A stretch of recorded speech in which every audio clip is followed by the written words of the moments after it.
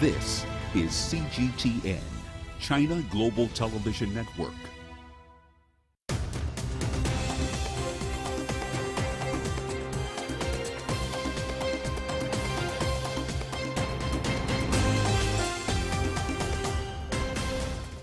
Hello and welcome to China Global Television Network. This is The World Today. I'm Hannah Viviers in Nairobi. Your top stories. Migrants are caught in a row between Poland and Belarus. We go live to the Polish border. Attack on Burkina Faso defense outpost kills at least 20. And British police arrest 3 men under the Terrorism Act after a car bomb blast in Liverpool. Well, the European Union plans to widen sanctions in Belarus over the migrant crisis on the country's border with Poland. The sanctions include airlines and travel agencies involved in transporting migrants to the bloc's borders. Belarusian foreign minister has said that the country is ready to retaliate. In recent months, thousands of migrants fleeing war or seeking better opportunities have traveled from the Middle East to Europe via Belarus's border with Poland, Lithuania, and Latvia. Well, President Vladimir Putin says Russia is ready to help the European Union solve the migrant crisis at the Belarus border. He also denied Western accusations that Moscow was involved in encouraging refugees to cross into the EU. Julia Chapman has more.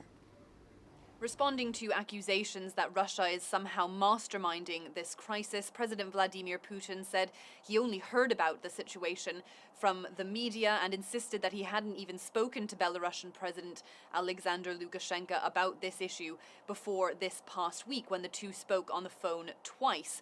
President Putin also said that the West was trying to absolve itself of guilt over this situation by pointing the finger at Russia, but he did offer to help alleviate the crisis in any way that Moscow can. And the crisis is certainly building as the situation continues to be very difficult on the border with Belarus and Poland for the thousands of migrants that are camped out there in temperatures that are reaching below 0 degrees Celsius overnight. More than 10 migrants are confirmed to have died so far, and that number could be higher. It isn't known because most aid groups can't get anywhere near the people who are struggling to survive there. Some aid is being distributed by the Belarusian authorities, but certainly there are fears for the health and safety of those who are camped out there. And many of them are still trying to break through the border despite the heavy fortification on the Polish side. Polish border officials say some 50 migrants broke through on Saturday out of about 223 attempts, and they've confirmed that 22 Iraqi citizens have been arrested. The fate of the rest of those people is unknown. On Monday, the EU foreign ministers are expected to approve an extension, a widening of sanctions against Belarus, which is believed to extend to aviation companies, airlines, and travel agencies that might be facilitating the movement of people into Belarus and towards the Polish border. Julia Chapman, CGTN, Moscow.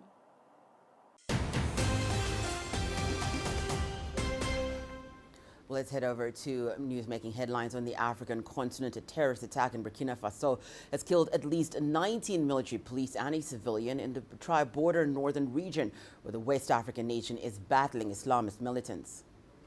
The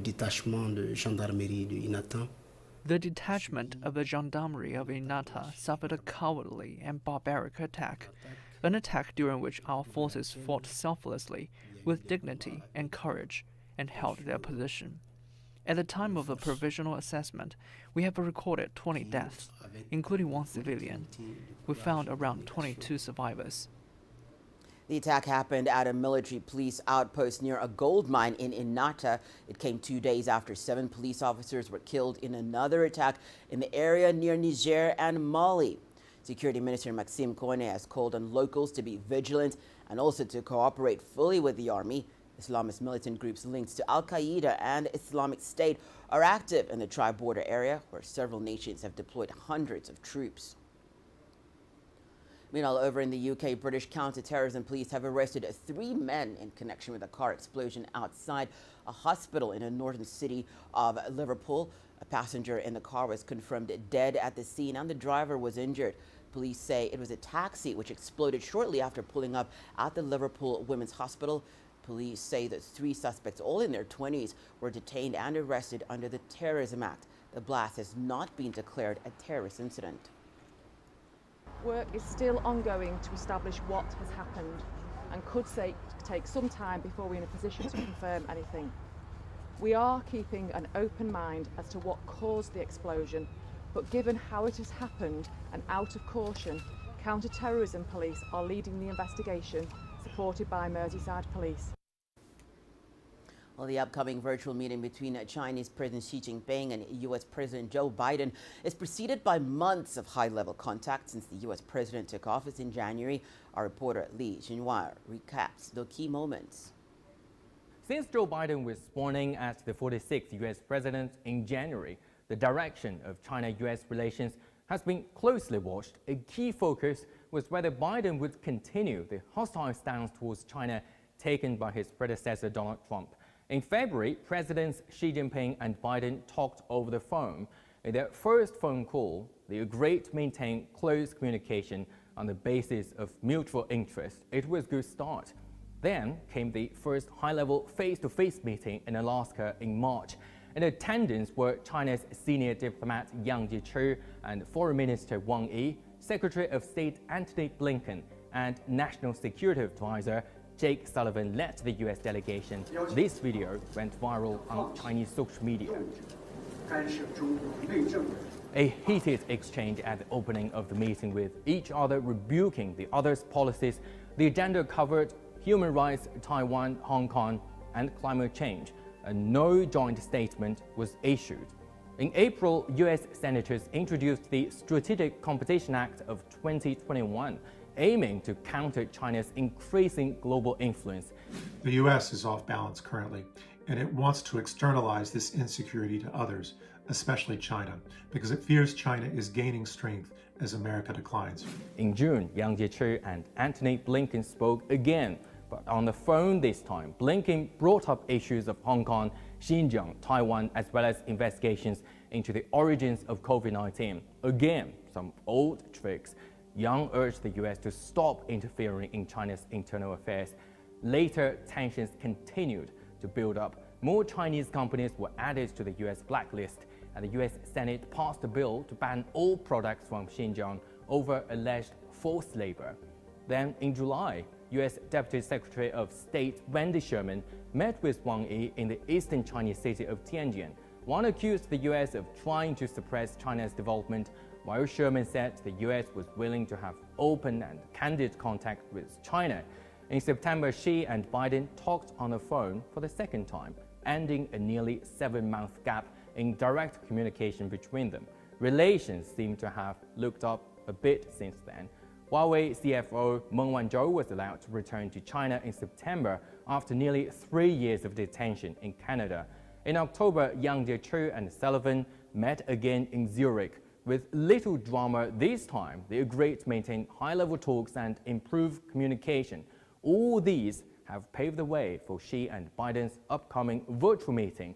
Tensions will most likely remain, but at least the two sides are willing to talk. To Beijing now, where the newly established Beijing Stock Exchange debuts today.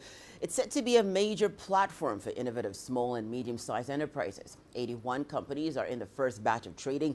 10 of them are making their debut, while the rest are being transferred from China's new third board. More than 2.1 million new investors have applied for trading. The total number of investors is estimated to reach over 4 million. Around 112 securities firms have been granted membership. It's the third stock exchange on the Chinese mainland after the ones in Shanghai and Shenzhen. Yang Xinxi explains its significance for companies and investors. Behind me is the Beijing Stock Exchange. Why does the city need this when it already has an exchange house called the National Equities Exchange and Quotations, or the NEEQ, supporting innovative startups? Well, first of all, the NEEQ has its own challenges. Investment activities there have waned in the past several years, and this lack of liquidity has forced some companies to withdraw. Over the past 6 years, the number of firms listed on the NEEQ have dropped from about 10,000 to 7,000. So the Beijing Stock Exchange is a major effort to reinvigorate Beijing's support of small and mid-sized companies. It offers registration-based listing and a shorter IPO process than its domestic counterparts. China's experimentation with registration-based listing started in 2019 with the launch of the Star Market in Shanghai, which was also geared towards high-tech companies. Close to 300 companies have been listed on the Star Market in the past 2 years, and they encompass most of China's bigger tech firms. But mid-sized companies who aren't yet qualified still have a hard time.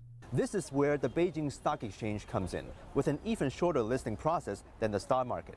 Analysts say this is good news for investors as well, because many early-stage startups have huge growth potentials, and that means potentially big returns.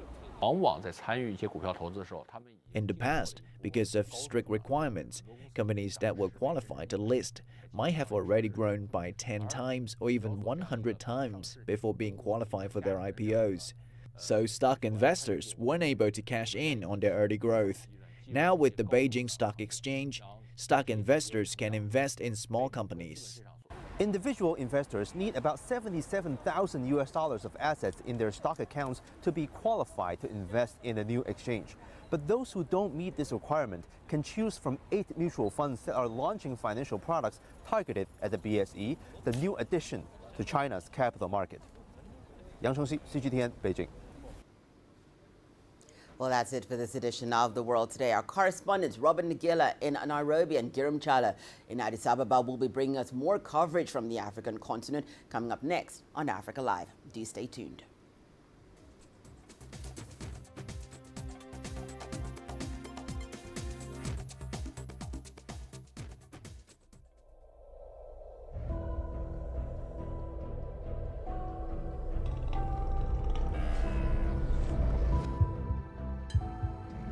Taken me completely out of my depth, but at the same time it's exciting. It's new, it's different, it's a challenge. It's really exciting.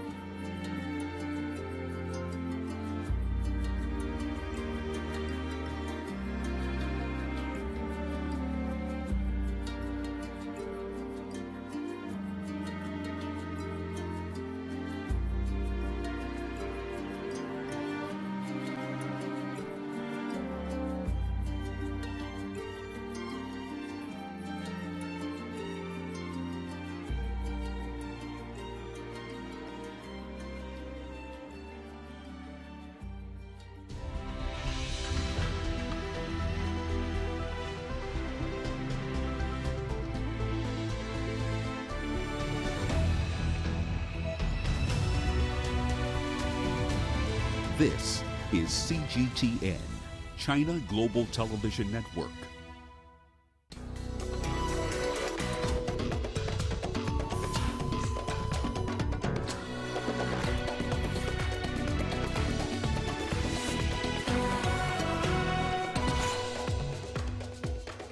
"20 people killed in a militant attack in Burkina Faso's northern region.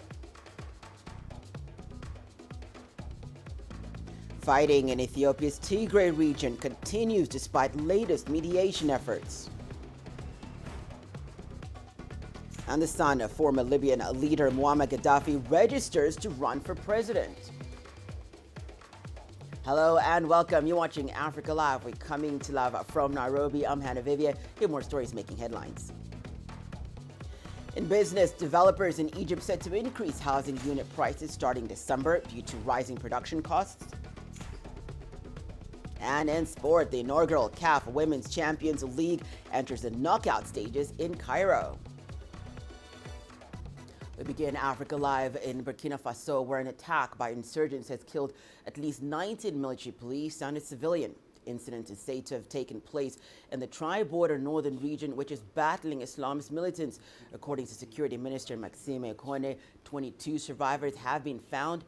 Islamist militant groups linked to Al-Qaeda and Islamic State are active in that border area, where several nations, including France, Chad, Niger, Mali, and Burkina Faso, have deployed hundreds of troops. Le détachement de gendarmerie de Inata. This morning, a detachment of the Gendarmerie of Inata suffered a cowardly and barbaric attack. An attack during which our forces fought selflessly with dignity and courage and held their position. At the time of the provisional assessment, we have recorded 20 deaths, including one civilian. We found around 22 survivors. 20 décédés. United States Secretary of State Antony Blinken will this week visit Kenya, Nigeria, and Senegal. Blinken's trip will commence on November the 15th and is set to last for 5 days. Blinken's visit will underscore the depth and breadth of the U.S. relationship with African partners. During the visit, he will advance U.S.-Africa collaboration on shared global priorities. This includes ending the COVID-19 pandemic and building back a more inclusive global economy, combating the climate crisis, revitalizing democracies, and advancing peace and security. Blinken is to begin his trip in Nairobi, where he is to meet with Kenyan President Uhuru Kenyatta and Cabinet Secretary for Foreign Affairs Ambassador Rachel Omamo. His trip will affirm the U.S. strategic partnership with Kenya. Well, CGTN's Robert Nagila is joining us from our newsroom here in Nairobi for more. Hi, Robert. The U.S. Secretary of State beginning his Africa tour today. How significant is this, Robert, this visit to Africa and Kenya in particular? Well, Secretary Blinken's visit to Africa and Kenya in particular is very, very significant. It comes at a time when the Horn of Africa is in turbulence, with 3 countries in particular in crisis, which, if not resolved soon, could very well not only destabilize the region, but have far-reaching ramifications across sub-Saharan Africa.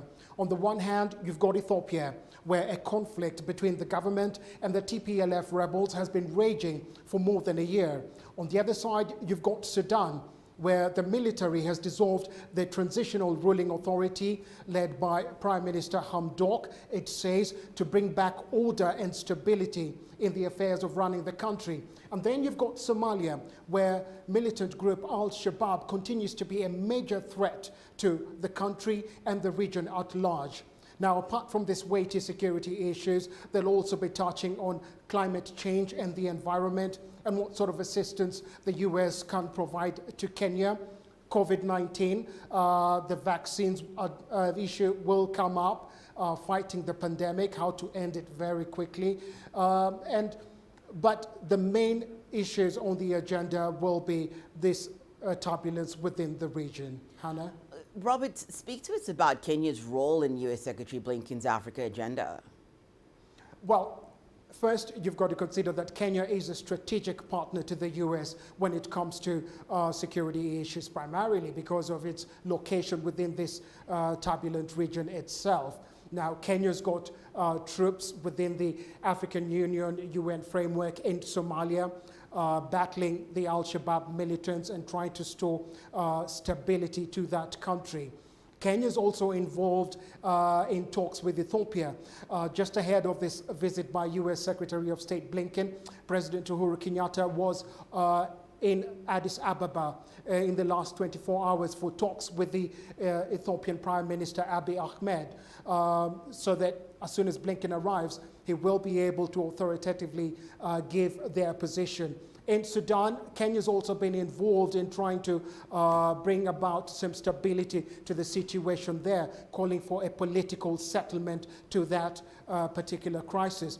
And let's not forget as well that Kenya currently holds the presidency of the UN Security Council rotating presidency. So it's very, very important to the US in a number of respects, not just security, but on a number of international issues as well that the US would like Kenya to see eye to eye with the West and its partners as well. And coming on the back of that COP26 summit on climate change.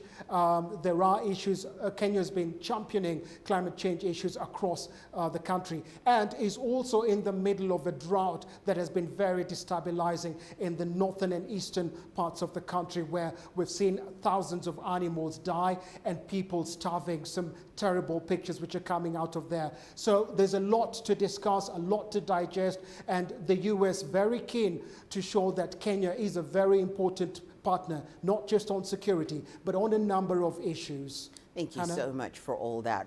Our very own Robert Nagila speaking to us from our CGTN newsroom right here in Nairobi. Well, let's turn to Ethiopia now, where fighting continues between government troops and rebels in the north despite several attempts at mediation. Most recently, Kenyan President Uhuru Kenyatta, we heard Robert speaking about that in the previous report, was in Addis Ababa. He held private meetings with both Prime Minister Abiy Ahmed as well as Ethiopia's President Sahle-Work Zewde. On the Sunday, AU Horn of Africa envoy Olusegun Obasanjo released a statement saying that he was hopeful that talks could resolve the crisis. He, however, added that this would not be possible without an immediate ceasefire. Obasanjo had held discussions with both Prime Minister Abiy Ahmed as well as the TPLF leadership. The Ethiopian government has outlined conditions for possible talks with the TPLF. They include an end to attacks by the rebels and their withdrawal from the Amhara and Afar regions. The TPLF, in response, has said that the withdrawal from both regions was, quote, an absolute non-starter, end quote. Well, CGTN's Gurum Chala has been following this story for us and joins us live from Ethiopia's capital, Addis Ababa. Hi, Gurum. Kenya's President Uhuru Kenyatta had discussions with Ethiopian leaders over the weekend. Do we know what was discussed in those meetings? Hannah, President Uhuru Kenyatta's visit on Sunday came at this important time where the international community is putting a lot of pressure on the warring sides, namely the federal government and the TPLF. He already met President Sahle-Work Zewde, Prime Minister Abiy Ahmed, and they have discussed this important issue of resolving the ongoing bloodshed through peaceful means. In the meeting, we have heard that the two sides have discussed ways out of this vicious circle of war after war and also its expansion.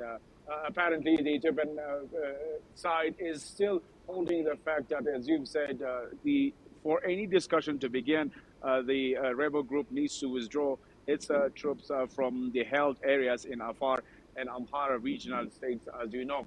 But then again, there are, talks that we have heard that there is light at the end of a tunnel, according to the African Union and also according to President Uhuru Kenyatta's people. This meeting, by the way, was also attended by IGAD officials, including the Executive Secretary himself, Workana Gabeyo, and African Union people as well. So the discussion has been held, but official communication is what we've been waiting. But we can confirm that these talks could be could take us one step closer to perhaps what will be historically a peaceful talks between the TPLF and the federal government. Well, Gurum, speaking about the African Union, the AU Special Envoy to the Horn of Africa, Olusegun Obasanjo, has warned that dialogue cannot deliver peace to Ethiopia while the war continues to intensify. What is happening on the ground, Gurum? War has continued in the three regional states, especially in the Amhara and Afar regional state, between the federal force, the ENDF, the Ethiopian National Defense Force, Amhara militia, and others, and also TPLF force. As you know, the two important strategic towns of Kombolcha and Detse remain to be in the hands of the TPLF force, and that's where we see and we are hearing lots of reports of an intensified war, if you like, in the two areas. And then the Afar regional state. Reports are suggesting that TPLF forces have been trying to cross and hold the most strategic highway which connects Ethiopia with the port of Djibouti, but sources are telling us that that has not been successful so far. But then again, we can confirm that war has continued in the two regional states and is getting stronger at the same time. On the other hand, as you've said, President Olusegun Obasanjo, special envoy to the region, is still continuing his efforts of perhaps bringing the two parts to a round table negotiation. He says that he is hopeful that perhaps if a ceasefire can be achieved, the round table discussion can result in a peaceful resolution of the conflict. Guillaume, thank you so much for that update. Guillaume Chala speaking to us from Ethiopia's capital, Addis Ababa. We'll stay in the Horn of Africa. Sudan continues to deal with a political crisis. Military leader General Abdel Fattah al-Burhan has chaired the first meeting of the new ruling council. The council is expected to announce a new prime minister, but there is discontent over the military's takeover. Protests took place on Saturday with thousands taking to the streets. So far, the death toll stands at 7. Among them, a 13-year-old girl, according to the Central Committee of Sudanese Doctors. Police were accused of using live ammunition against demonstrators, which they've denied. The military took power in late October, dissolving the then transitional government. Several officials were arrested, including Prime Minister Abdullah Hamdok. We're now joined by CGTN's Naba Mukhiddin in Khartoum, and David Otoendele is joining us from Kigali. David is a director on security for Horn of Africa Institute for Peace and Security. Thank you so much to you both for being on the program. Naba, let's begin with you in Khartoum. General Burhan chairing the first meeting of the newly formed Sovereign Council yesterday. What came out of that meeting, Naba?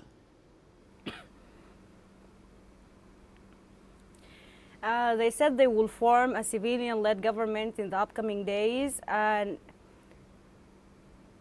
they promise that it will run the country in a way that's satisfying everyone, and to make a new way of ruling the country that will be compatible with the December Revolution goals and aspirations. And the meetings say that the formation of the new government will take place very soon, and they will name a prime minister with Hamdok or not. Well, David, let's come to you. What's your analysis of the latest events in Sudan? And why do you think that even though there are these calls for a return to civilian leadership, why is the military holding on to power there? I think the reason is very simple. Lest we forget, the transitional government that was overthrown by the military was also a beneficiary of the 2019 coup, which again was launched by the military. So if you've got to support one coup and then form a transitional government, then you should be ready to support another one. Now, the simple reason why the military is holding on to these changes that is made, removing the old 2019 transitional government, is because it can do that, and it's got the force to maintain that, as you've seen in some of the casualties and the death, during the peaceful protest launched by pro-civilian protesters. So it's simply because the military has the ability and the capability to take over the country by force, and this is why I think any coup d'etat, irrespective of whether a leader is not liked by one set of the population or the other, should be condemned. Now, but let's come back to you in Khartoum. When can we expect the naming of a new prime minister? And I think one of the questions that is on so many people's minds on the continent is what is to become of ousted Prime Minister Hamdok?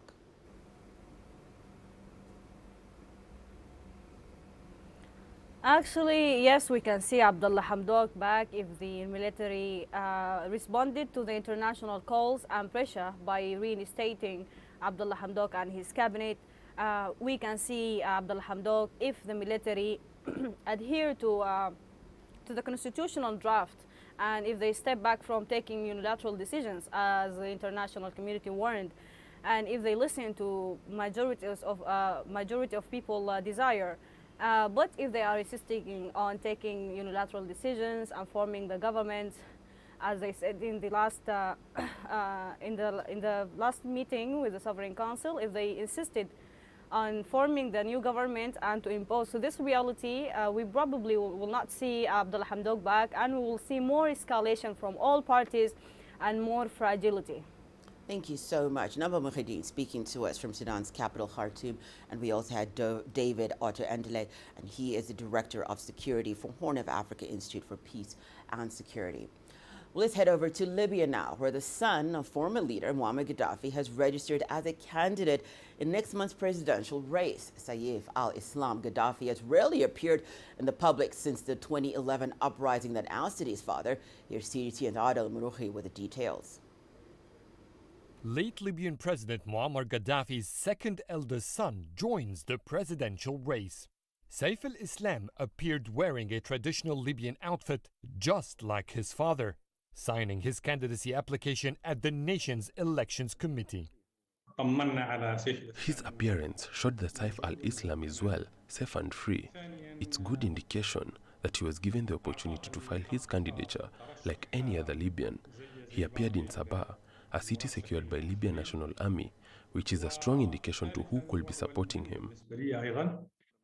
Saif al-Islam's political ambitions to lead Libya were clear during his father's rule. The 2011 uprising, however, saw him imprisoned for 5 years until he cleared his name from all criminal accusations in domestic courts. I think he has one of the strongest chances in the presidential race. He can bank on the legacy of his father. What happened after 2011 of chaos and instability could be in his favor. He must, however, show rational policy for the coming period in Libya. He will need to rebuild trust between all Libyans.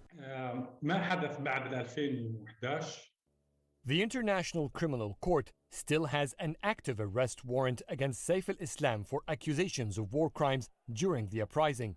ICC has not yet convicted him of any crime. The son of the late President Muammar Gaddafi officially returns to political life for the first time since the 2011 uprising. Saif al-Islam is by far the most controversial candidate in this presidential race. Already, some political groups are trying to stop his candidature by appealing to the Elections Committee. Adel Mahroui, CGTN, Cairo. Well, that's quite a development coming out of Libya. We're now joined for more analysis by Dr. Nurhan El-Sheikh, Professor of Political Sciences at Cairo University. Thank you so much for joining us, Professor. What are your thoughts on Saif's intention to run for the presidency? And do you think that he could be a front runner in the coming Libyan elections?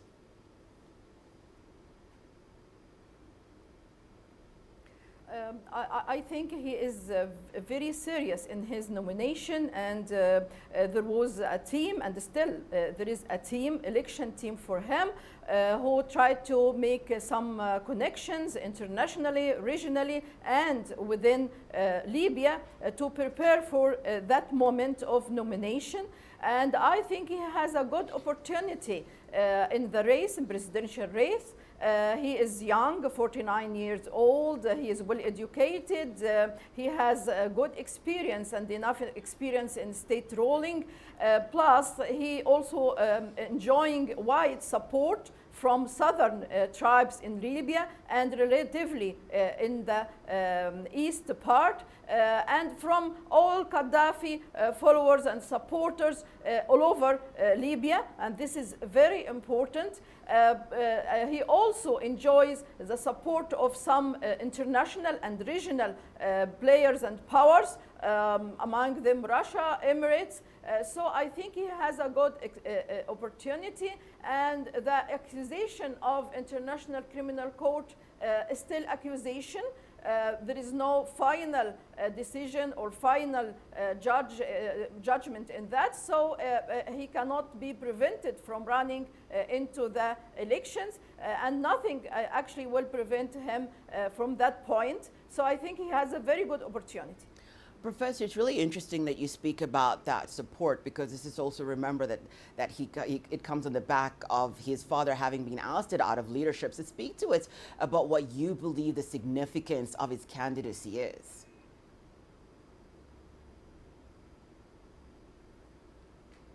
I think wide sector from Libyan people still supporting Gaddafi era, and they are against foreign intervention.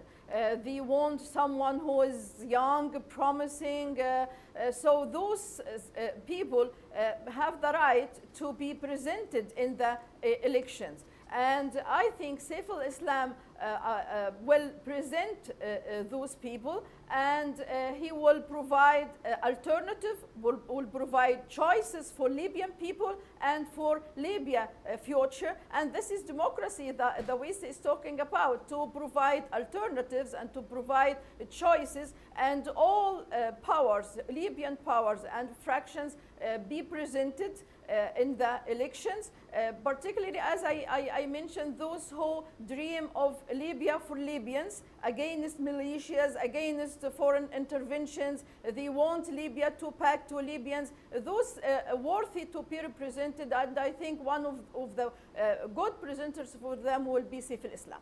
Thank you so much for all that. Professor Dr. Nuran Al-Sheikh, Professor of Political Sciences at Cairo University. Let's not take a short break. More is coming up on Africa Live, including Egypt issues ultimatum to unvaccinated citizens to either get the jab or be barred from government offices. And starting today, we're bringing you a new series looking at Africa's urbanization growth.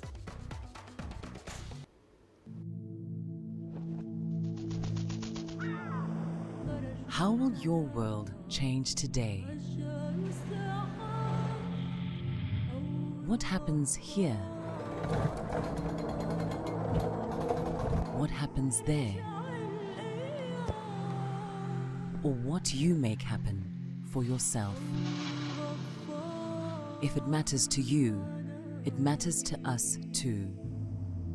Your stories are the stories that need to be told. Africa Live. Find your voice.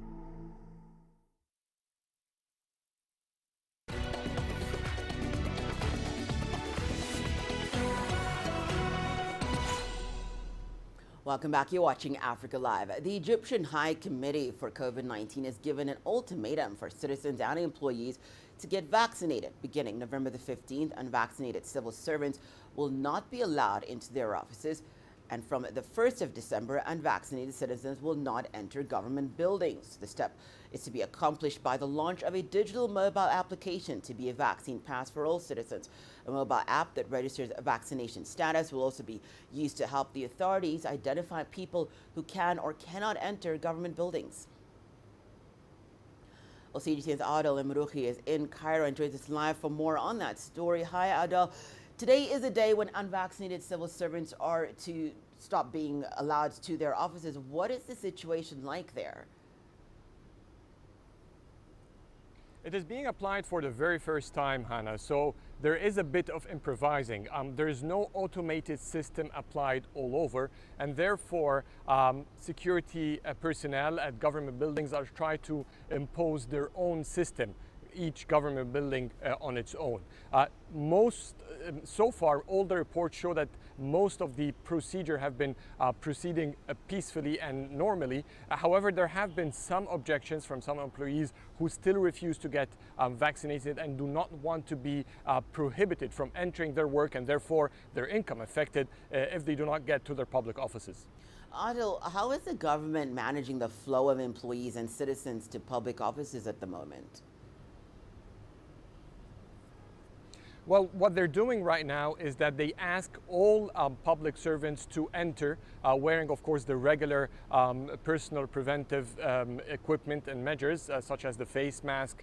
They have to show now that they have a photocopy or an actual certificate of vaccination, that they have at least gotten one dose. They don't have to be fully vaccinated to enter government buildings, but they have to at least start the process. And if they don't have any form of proof and they claim to have been vaccinated, they can use their national ID number, and on the computer in government buildings they can check whether they've been actually vaccinated or not. So they're trying to provide multiple ways to prove that they have in fact gotten at least one dose of the COVID-19 vaccines. Now, starting December 1st, the same procedure will apply to public in general. So every Egyptian citizen or resident who is going to be going into a public office, they will have also to prove that they have applied and gotten at least one COVID-19 vaccine starting December 1st.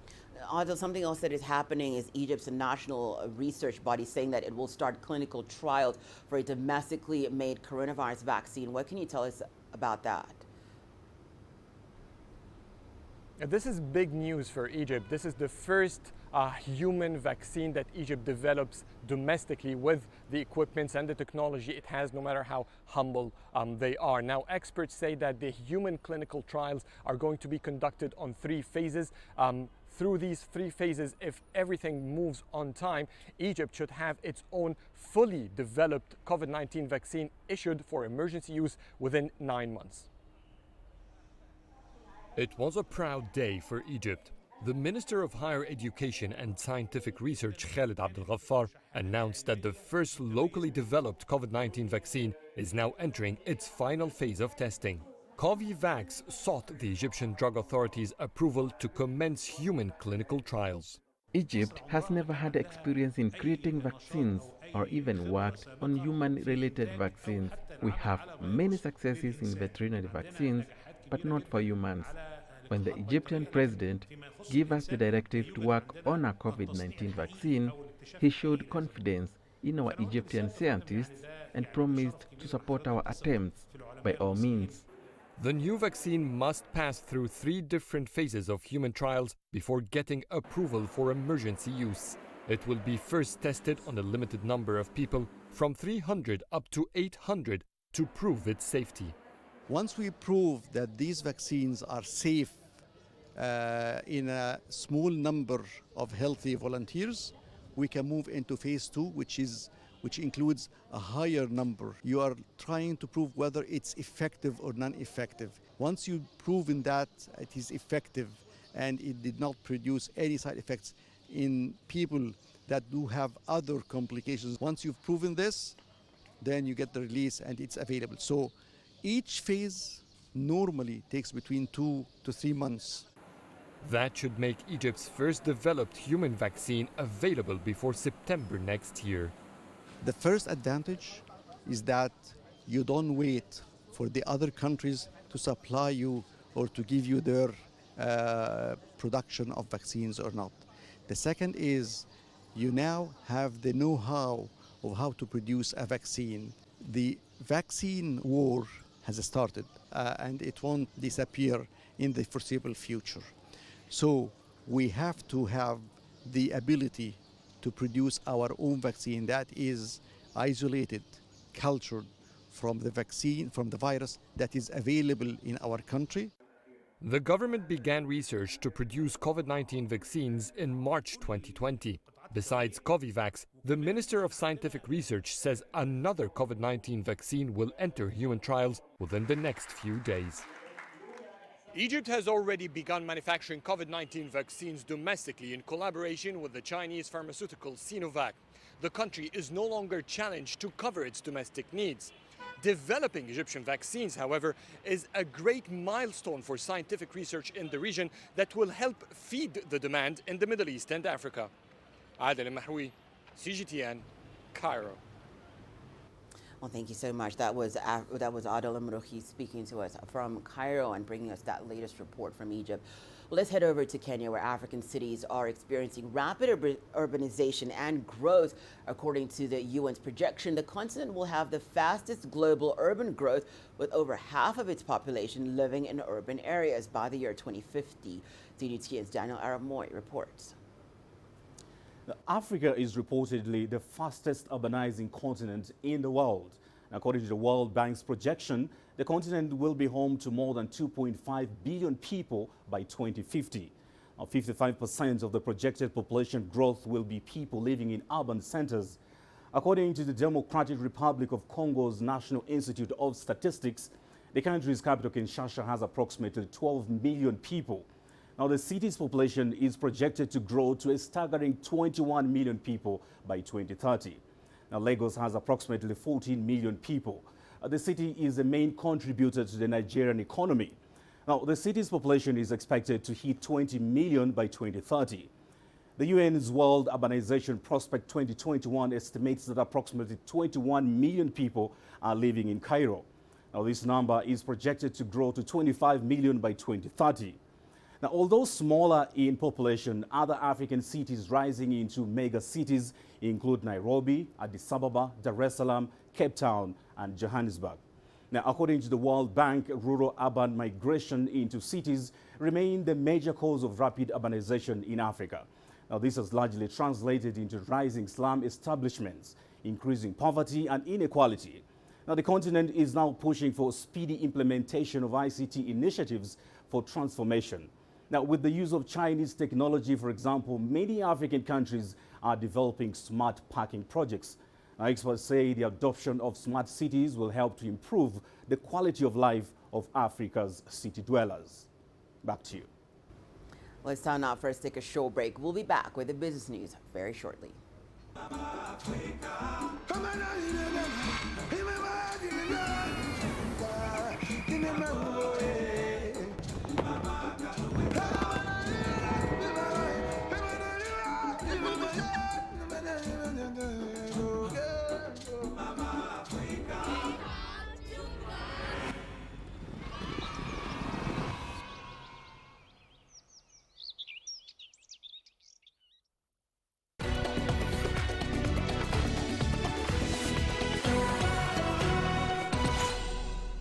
We turn our attention now to the world of business. The still ongoing global inflation caused by rising energy prices and bottlenecked supply chains is beginning to be felt in the real estate sector in Egypt. Developers have decided to increase prices of housing units beginning December. Yasser Hakim has more on the story and the impact of these developments on the industry. The real estate sector is set for new hit, though it's still recovering from the economic fallout of the coronavirus pandemic. This time it's caused by the ongoing inflationary trend in global energy prices. This issue will usually reflect on the price of building materials in Egypt, which will raise the cost of construction, and therefore the price of units in Egypt are expected to rise by up to 15% from now towards the first quarter of 2022. Some developers might even raise the price of units already sold, but not delivered yet. Price hikes would eventually pull sales down, leading to a recession in the real estate sector. Aware of the repercussions, most developers are looking for ways to keep the market afloat. The price is increasing by 15%, but when you go to buy, you'll be offered discounts and payment facilities. We have to restructure the payment plan by increasing the number of installments and number of years for clients, but to a limit to avoid a collapse for the developer. The state has been continually supporting the construction sector through different crises. During the pandemic, it pumped billions of dollars of emergency funds for developers and to restructure debt for stricken companies. Recently, banks were allowed to provide house loans as long as 15 years repayment at only 3% interest rates, which encouraged many to buy new houses. It's a reflection of the importance of the sector to the economy. It accounts for 16% of GDP, and the real estate sector also generates other feeding industries like building material factories, cement for example, and it employs millions of workers in all projects, especially with mega construction projects taking place around the country. In spite of the ongoing recession, some developers play down its huge effects, expecting a quick rebound after the global energy crisis recedes. الطلب هيفضل مستمر والسبب الرابع The والجوهري demand will كمان become consistent on the long term. The main reason is the fast-growing population. We are nearly 105 million people, while in 2010 we were just 75 million people. The deficit in supply of housing units is about 1 million per year. But to resist the local recession, you have to export your product. Whatever the increase in price here, the low value of the Egyptian pound since its devaluation makes houses very cheap for foreigners. And therefore, we should target more foreigners, especially the Arab clients. في مصر في 2014 Tens of companies have also signed up for huge reconstruction projects in Gaza, Libya, and Iraq. The big demand for Egyptian companies abroad makes up for any losses in the local market. Yes, Hakim for CGTN, Cairo. To Beijing now, where the newly established Beijing Stock Exchange debuts today. It's said to be a major platform for innovative small and medium-sized enterprises. 81 companies are in the first batch of trading. 10 of them are making their debut, while the rest are being transferred from China's new third board. More than 2.1 million new investors have applied for trading. The total number of investors is estimated to reach over 4 million. Around 112 securities firms have been granted membership. It's the third stock exchange on the Chinese mainland after the ones in Shanghai and Shenzhen. Yang Jingxi explains the significance for companies and investors.